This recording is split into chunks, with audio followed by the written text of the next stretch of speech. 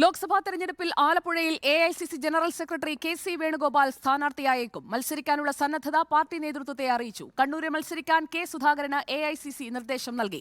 മുതിർന്ന നേതാക്കളെ മത്സരിപ്പിച്ച് സംസ്ഥാനത്ത് സമ്പൂർണ്ണ വിജയമാണ് കോൺഗ്രസ് ലക്ഷ്യമിടുന്നത്.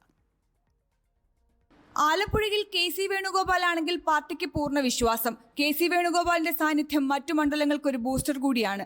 സോണിയാഗാന്ധി അടക്കം മുതിർന്ന നേതാക്കൾ രാജ്യസഭയിലേക്ക് മാറിയ സാഹചര്യത്തിൽ ലോക്സഭയിൽ പാർട്ടിയെ നയിക്കാൻ കെ.സി. വേണുഗോപാലിനെ പോലൊരു ദേശീയ നേതാവ് അനിവാര്യവുമാണ്.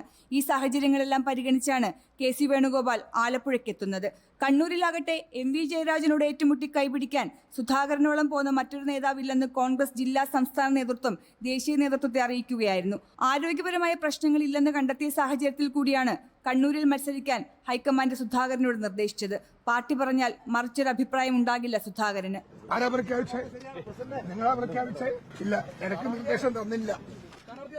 എനിക്ക് നിർദ്ദേശം കിട്ടിയില്ല.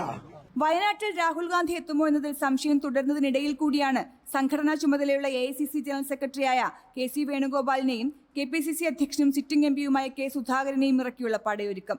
രാഹുൽ ഗാന്ധി അമേഠിയോ ദക്ഷിണേന്ത്യൻ സംസ്ഥാനങ്ങളോ തെരഞ്ഞെടുക്കാനുള്ള സാധ്യത ഈ ഘട്ടത്തിൽ തള്ളിക്കളയാനാകില്ല. കെ.സി. വേണുഗോപാൽ ആലപ്പുഴയിൽ ഇറങ്ങുന്നത് ആലപ്പുഴ മാത്രം ലക്ഷ്യമിട്ടല്ല. കേരളത്തിൽ 2020 പാർട്ടിയുടെ പ്രതീക്ഷ. അതിന് കരുത്തേകാൻ കെ.സി. വേണുഗോപാലും കെ. സുധാകരനുമടക്കം മത്സരരംഗത്തുണ്ടാകണമെന്നുള്ളത് തീരുമാനം കൂടിയാണ്. വീഡിയോ ജേർണലിസ്റ്റ് മനു ബാലകൃഷ്ണനൊപ്പം റിപ്പോർട്ടർ PR പ്രവീണ, ഇൻ റിപ്പോർട്ടർ, തിരുവനന്തപുരം.